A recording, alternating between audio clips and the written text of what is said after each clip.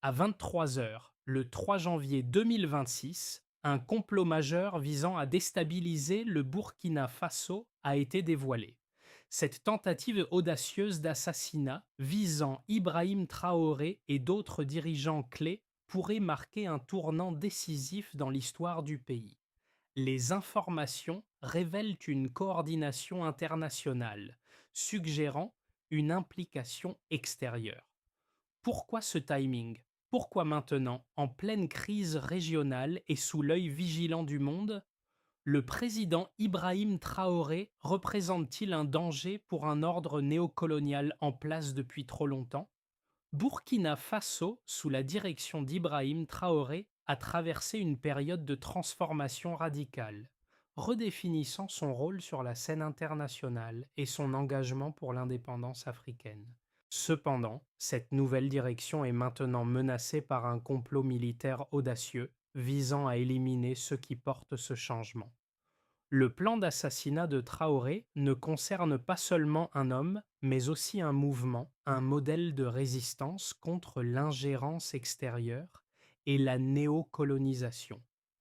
Le gouvernement de Traoré a mis en place des réformes luttant contre des années de corruption et d'exploitation et a cherché à renforcer l'autonomie nationale. Cette tentative de renversement pourrait-elle marquer la fin de l'indépendance croissante de Burkina Faso? Quelles seront les répercussions si ce complot aboutit? En tant que nation qui a déjà résisté à plusieurs tentatives de déstabilisation, cette épreuve marquera-t-elle la fin de l'ère du président Traoré?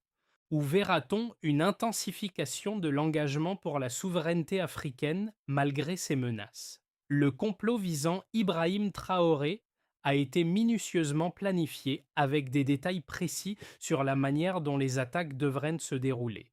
L'objectif principal, l'élimination de Traoré et de ses alliés, et la désorganisation du système de gouvernance qui s'est imposé en Burkina Faso depuis son ascension au pouvoir.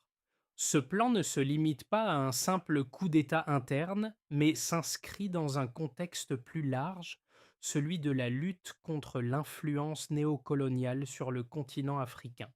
Traoré, en prenant le pouvoir, a cherché à rompre avec l'héritage des anciennes puissances coloniales et à réduire la dépendance de son pays vis-à-vis des organisations internationales et des puissances étrangères. L'implication des acteurs extérieurs dans ce complot ne fait aucun doute. Selon les informations, des fonds importants ont été acheminés depuis l'extérieur pour financer cette opération. Ce financement montre l'importance de l'enjeu pour les puissances étrangères, inquiètes de la montée en puissance de Burkina Faso sous la direction de Traoré. Ce dernier incarne un modèle alternatif pour l'Afrique, une Afrique qui décide de ses propres destins, sans l'ingérence de l'Occident ou des institutions financières internationales. Mais ce n'est pas seulement une question de politique, c'est aussi une question de survie pour un pays qui lutte pour affirmer sa souveraineté. Les actions de Traoré ont suscité l'admiration de nombreux Africains à travers le continent, mais aussi l'hostilité de ceux qui sont liés aux anciennes puissances coloniales.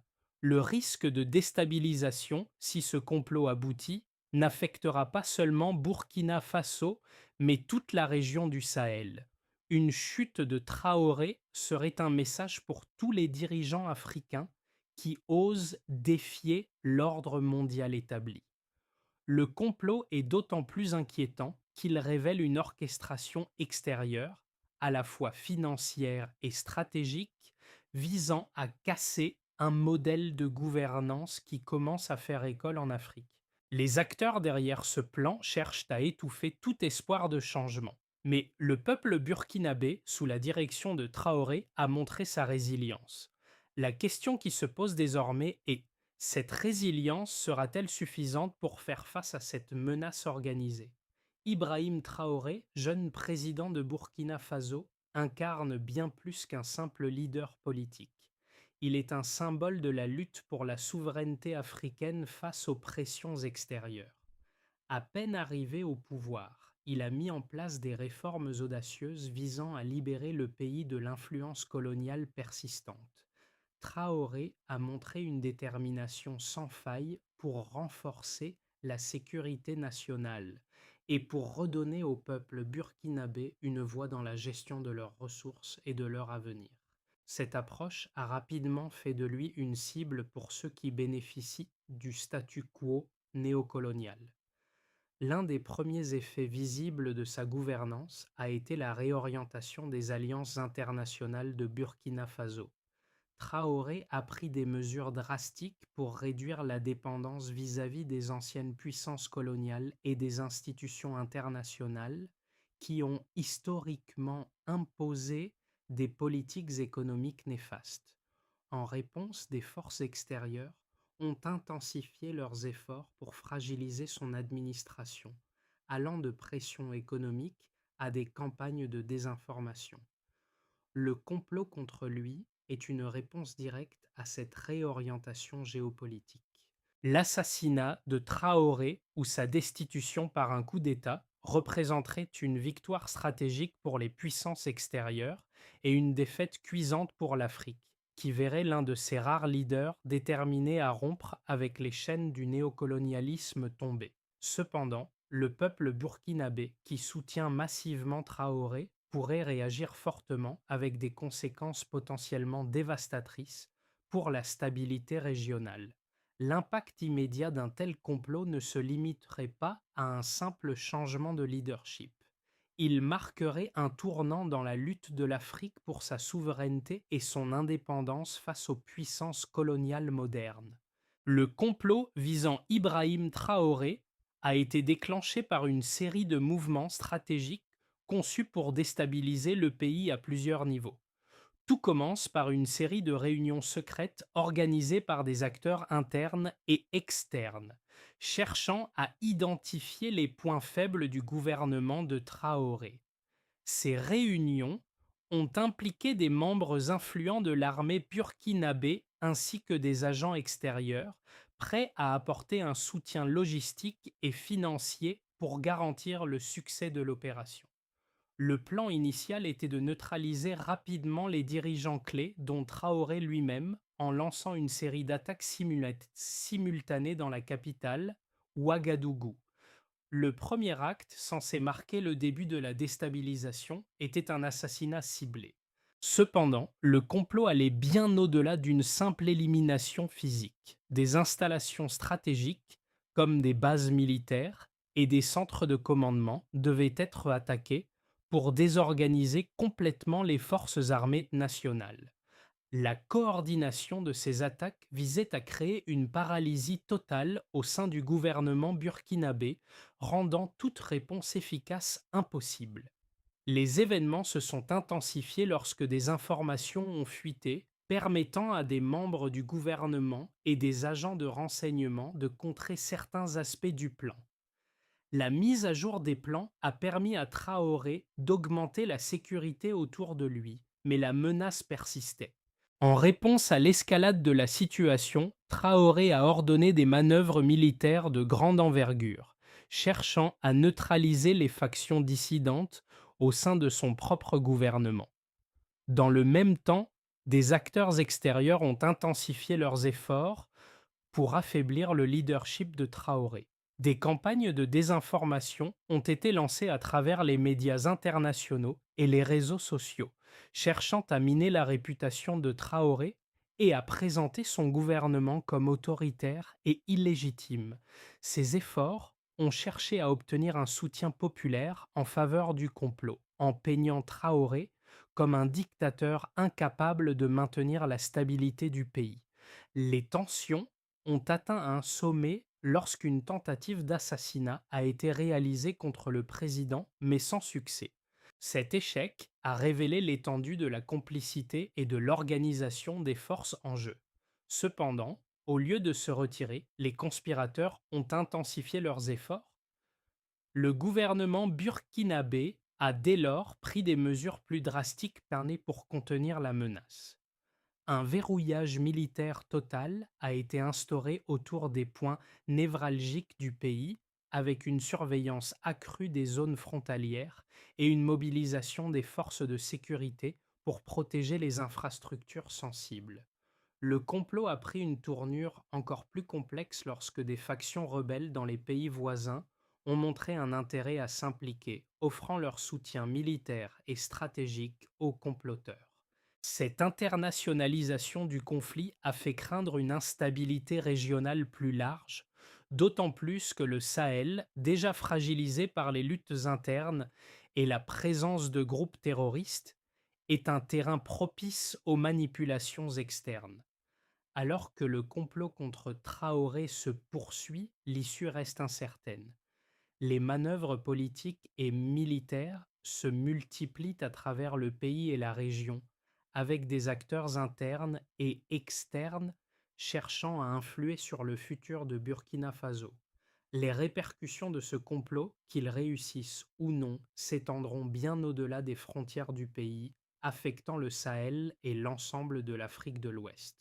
Si ce complot aboutit, il pourrait marquer la fin de l'ère Traoré et la fin de la tentative du Burkina Faso de s'affirmer comme une nation indépendante sur le plan international.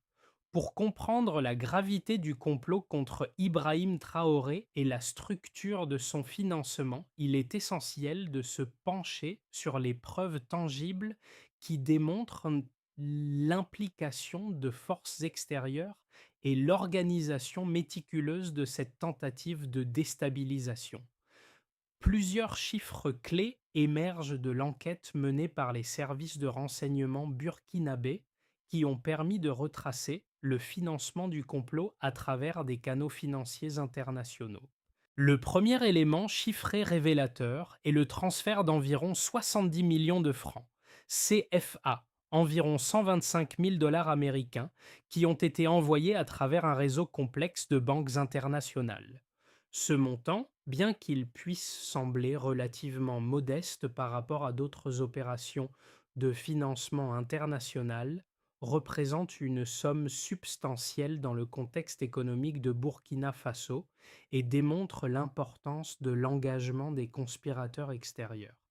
Les investigations ont montré que ces fonds ont été transférés via des comptes bancaires dans plusieurs pays voisins avant d'atterrir entre les mains des principaux instigateurs du complot. En outre, les services de renseignement en ICAR ont mis en lumière plusieurs autres transferts financiers suspects, certains atteignant des millions de dollars, qui ont servi à acheter des équipements militaires sophistiqués tels que des drones et des armes légères.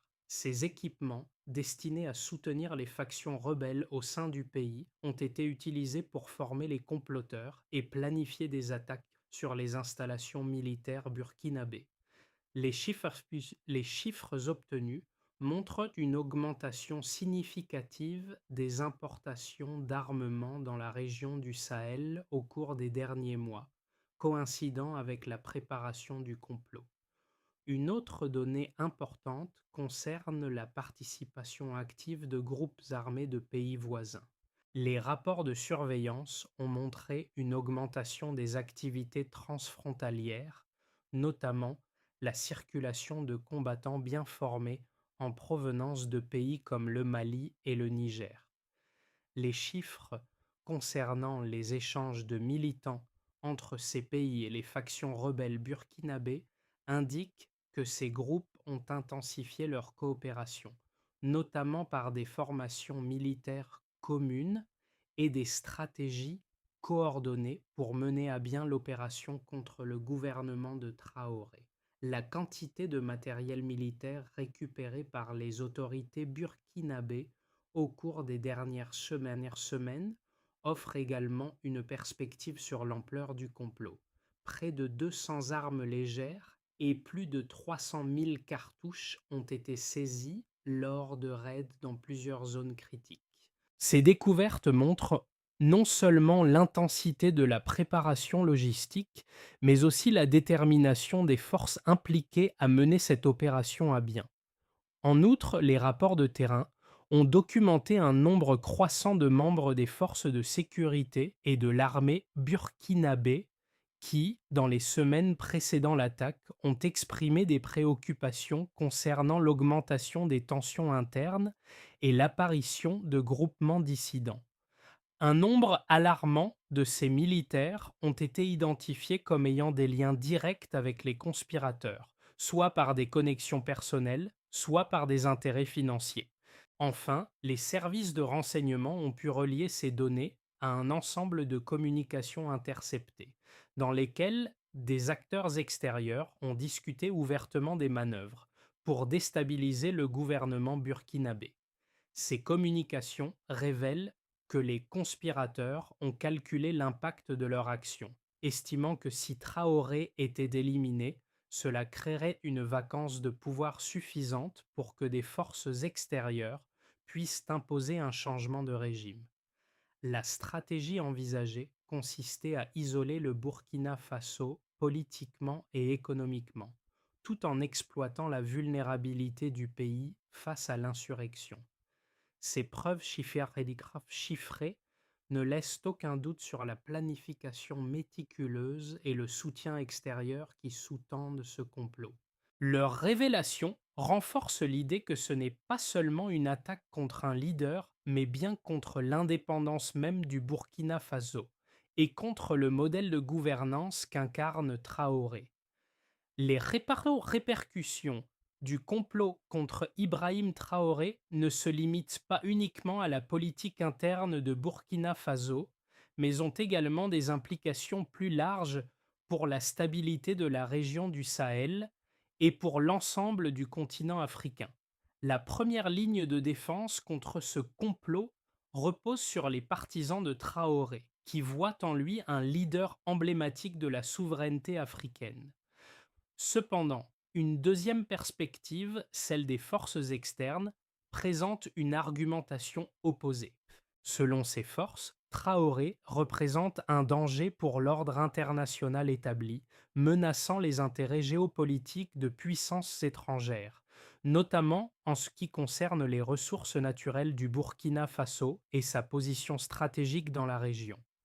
Du côté des partisans de Traoré, on souligne que le président incarne un changement historique dans la politique africaine en refusant de céder aux pressions des anciennes puissances coloniales et en cherchant à maintenir une indépendance économique et politique. Ce modèle, bien qu'idéalisé par une large majorité de la population burkinabé et de nombreux Africains, est également perçu comme une menace par ceux qui bénéficient de la continuité de l'ordre néocolonial. Les défenseurs de Traoré insistent sur le fait qu'il était le catalyseur d'une nouvelle ère pour l'Afrique, dans laquelle les pays africains reprennent le contrôle de leurs ressources et de leur destin. D'un autre côté, les opposants au régime, tant à l'intérieur qu'à l'extérieur de Burkina Faso, font valoir que Traoré est imprudent dans ses choix et que sa politique pourrait entraîner le pays dans une situation de chaos politique et économique. Ils soutiennent que ces décisions, notamment le rejet de l'aide humanitaire internationale et la réduction des relations avec des partenaires clés, risquent d'isoler le Burkina Faso sur la scène mondiale. Cette isolation pourrait conduire à des sanctions internationales sévères, à l'instabilité économique et à un environnement plus propice aux groupes extrémistes opérant dans la région. Le complot contre Traoré trouve donc un appui dans cette opposition idéologique et géopolitique. En démantelant le régime de Traoré, ses adversaires espèrent remettre Burkina Faso dans un cadre de gouvernance plus acceptable pour les puissances étrangères. Ces forces considèrent Traoré comme une sorte de leader insouciant, dont la vision ne tient pas compte des réalités géopolitiques mondiales et qui met en danger la sécurité de l'ensemble de la région du Sahel. Les deux perspectives se rejoignent dans la reconnaissance de l'importance de l'acte de déstabilisation. Cependant, tandis que les partisans de Traoré croient qu'il incarne un idéal de liberté pour l'Afrique, ses détracteurs considèrent donc que sa politique est trop risquée, menaçant non seulement son propre pays, mais aussi la stabilité régionale. La question reste donc de savoir si le peuple burkinabé saura résister à ces forces intérieures et extérieures, ou si l'assassinat de Traoré réussira à briser l'élan de la souveraineté africaine qu'il incarne. Ibrahim Traoré n'est pas seulement un président, il est devenu un symbole de résistance contre l'impérialisme et de lutte pour l'indépendance africaine. Mais à mi-parcours de cette crise, un aspect crucial est désormais révélé.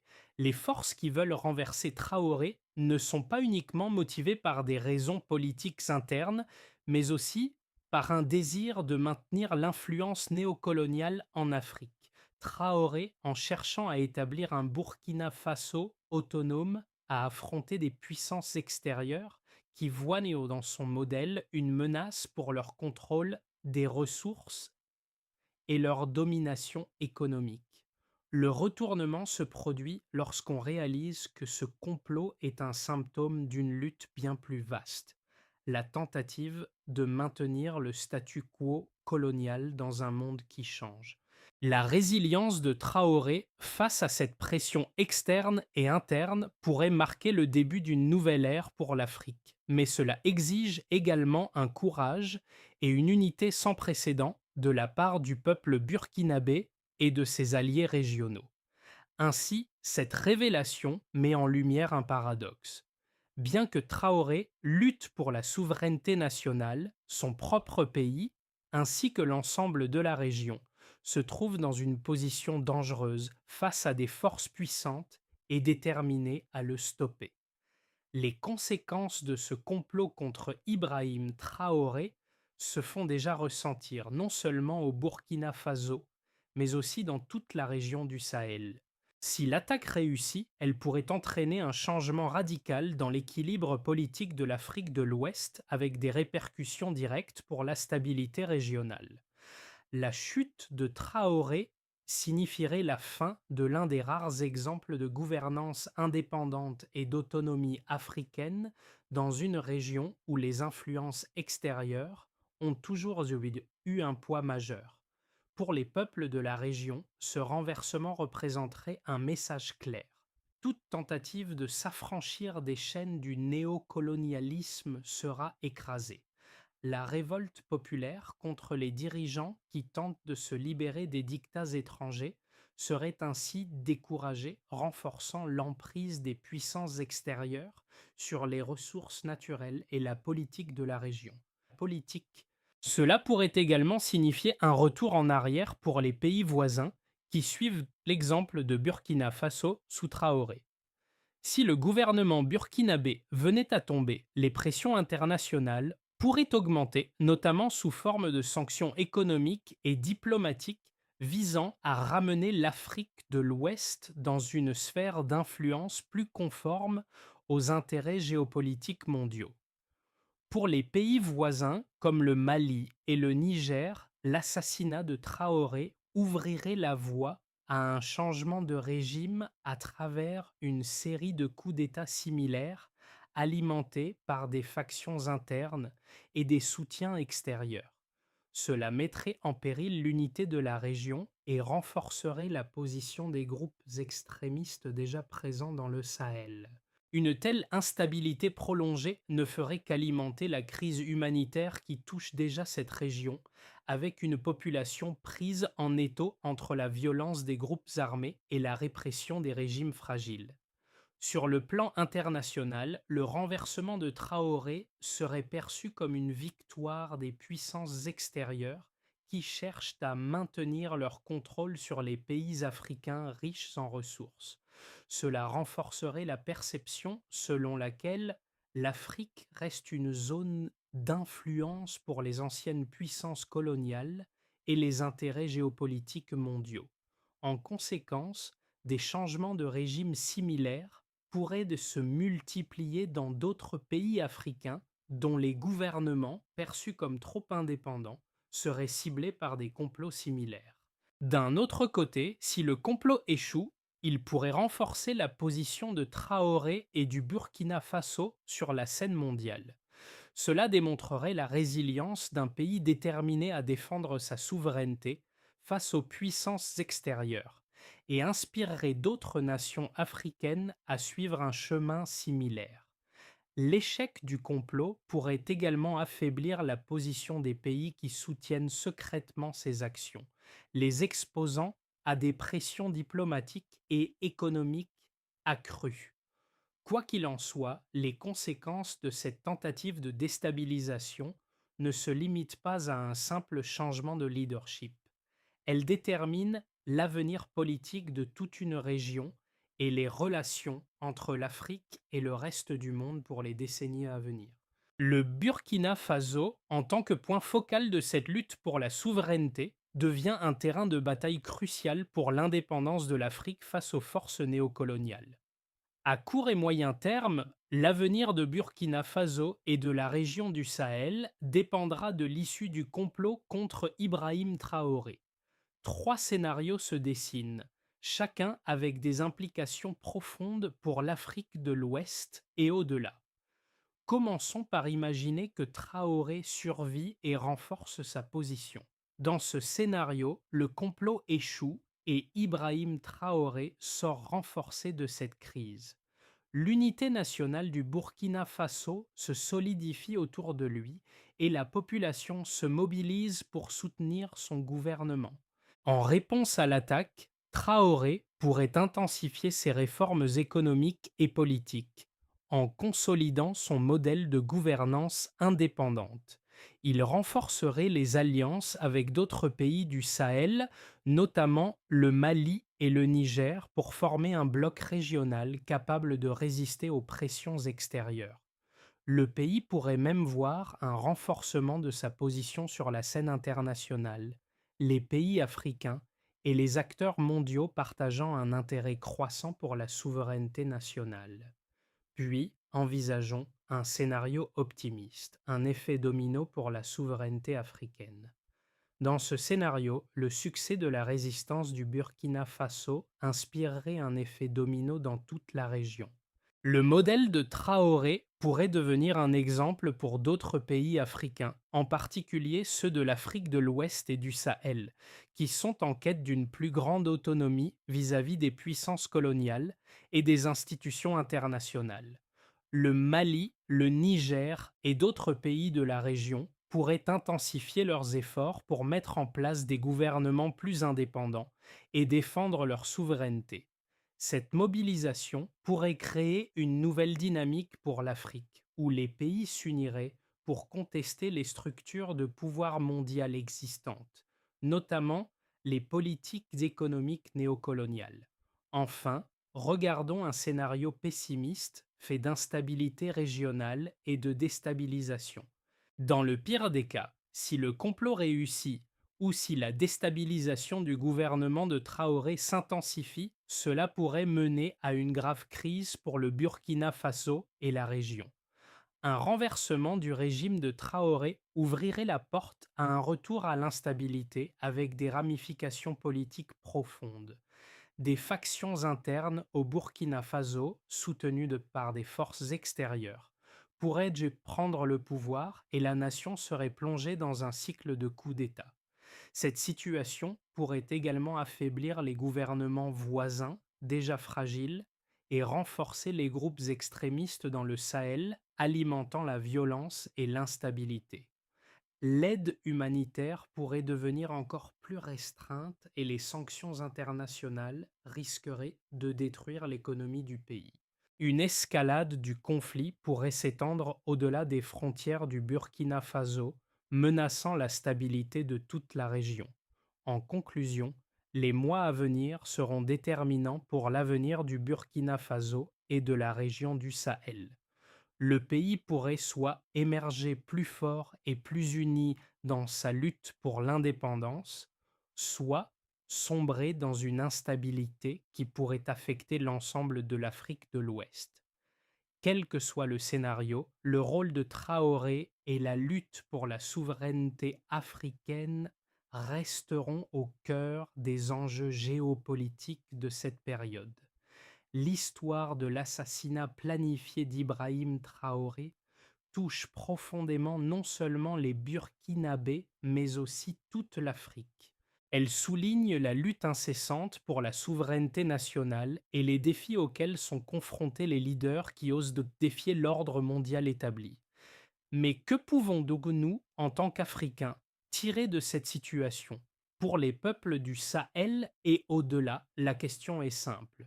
Accepterons-nous de rester dans une position subordonnée face à des puissances extérieures ou nous lèverons-nous pour défendre nos droits et notre indépendance, même au prix du sacrifice? L'histoire de Traoré n'est pas seulement celle d'un homme, mais celle de milliers de voix qui aspirent à l'autodétermination et à la liberté.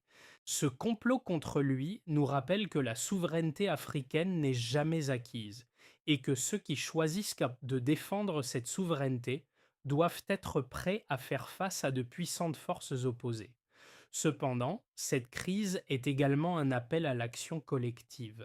Les autres nations africaines qui luttent pour leur indépendance doivent trouver dans l'exemple de Traoré une source d'inspiration. Le peuple burkinabé a montré qu'il est possible de résister, mais la solidarité entre nations africaines sera essentielle pour éviter que ce genre de complot ne devienne une norme dans la région. Traoré, en représentant un défi à l'ordre néocolonial, incarne un modèle de leadership qui pourrait inspirer une nouvelle génération de dirigeants prêts à se lever pour leur pays et leur continent. Mais au-delà de l'action politique, cette situation soulève une question encore plus profonde. Qu'est-ce que la véritable liberté pour les peuples africains aujourd'hui? Ne sommes-nous pas tous responsables de la préservation de cette liberté? Pour répondre efficacement à la menace que représente ce complot contre Ibrahim Traoré, une série de mesures immédiates et à long terme doit être mise en œuvre, tant au niveau national qu'international. Voici un cadre d'action en plusieurs étapes. D'abord, le renforcement de la sécurité interne. Il est primordial que le gouvernement de Traoré renforce la sécurité nationale pour protéger les infrastructures sensibles, y compris les centres gouvernementaux, les bases militaires et les institutions économiques.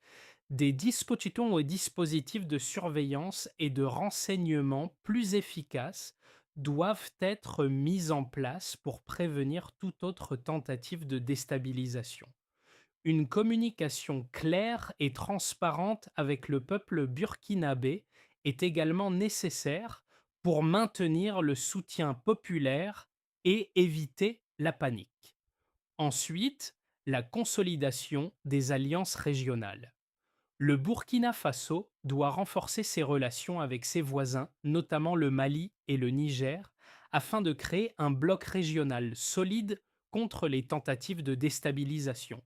Cette coopération devrait se traduire par un échange accru de renseignements, une solidarité militaire renforcée et la création de mécanismes de défense collective. L'Afrique de l'Ouest doit se montrer unie face aux forces extérieures, cherchant à semer la division. Par ailleurs, un plaidoyer pour la souveraineté à l'international. Le Burkina Faso doit intensifier ses efforts diplomatiques pour obtenir le soutien des autres pays africains, ainsi que des organisations panafricaines comme l'Union africaine. Des campagnes de sensibilisation devraient être menées pour informer le monde entier sur la situation à Burkina Faso, soulignant l'importance de la souveraineté africaine et la nécessité de résister à l'ingérence étrangère. Le pays doit également continuer de revendiquer une aide qui ne soit pas conditionnée à des compromis sur sa politique interne, enfin des réformes économiques et un développement durable. Pour garantir la résilience à long terme, le Burkina Faso doit accélérer ses réformes économiques, en particulier dans les secteurs de l'agriculture, de l'industrie et de l'énergie. La diversification de l'économie et l'autosuffisance en matière de ressources essentielles peuvent réduire la dépendance envers les puissances extérieures et renforcer la stabilité du pays. Le parcours de Ibrahim Traoré, depuis son ascension à la présidence jusqu'à la menace de son assassinat, reflète les défis incessants auxquelles font face les leaders africains qui osent remettre en question les structures de pouvoir mondial. Ce n'est pas seulement une lutte pour un individu, mais pour l'idée même de souveraineté et d'indépendance. Traoré incarne cette vision d'une Afrique fière qui ne cherche plus l'approbation de ses anciens colonisateurs, mais qui s'affirme sur la scène internationale comme une puissance autonome. Le peuple burkinabé, à travers sa solidarité et son soutien envers Traoré, a montré qu'il ne se laissera pas faire. Même face à l'adversité la plus grande, l'esprit de résistance, la quête pour l'indépendance et la volonté de lutter pour un avenir meilleur resteront les fondations sur lesquelles s'érigeront les générations futures. Il est désormais impératif que l'ensemble du continent africain reconnaisse les leçons tirées de cette crise. Le chemin de la souveraineté n'est pas simple, mais il est possible. Il appartient à chaque nation africaine de continuer à se battre, à l'image de Traoré, pour un avenir où l'Afrique est maîtresse de son destin. Le combat de Traoré est celui de toute l'Afrique. L'Afrique se trouve à un tournant historique. Le destin de nations comme le Burkina Faso, sous la direction d'Ibrahim Traoré, est un reflet des luttes quotidiennes menées à travers le continent pour assurer la souveraineté et la dignité des peuples africains. Cependant, cette lutte ne peut se mener seule. C'est une mission collective qui nécessite l'engagement et la solidarité de tous ceux qui croient en une Afrique indépendante, forte et unie. Il est temps pour chaque Africain, chaque pays, de prendre une position ferme pour défendre notre continent. Ce n'est pas seulement le combat de ceux qui soutiennent Traoré, mais de tous ceux qui refusent l'exploitation, l'ingérence et les modèles imposés. L'heure est venue de se lever, de s'unir et de construire une Afrique qui décide de son avenir sans contrainte. Rejoignez cette lutte pour l'indépendance et la dignité. Ensemble, nous pouvons transformer cette vision en réalité. Le moment de l'action est maintenant. Que ce soit dans votre communauté, votre pays ou à l'échelle du continent, chaque voix compte. Ensemble, nous pouvons faire la différence.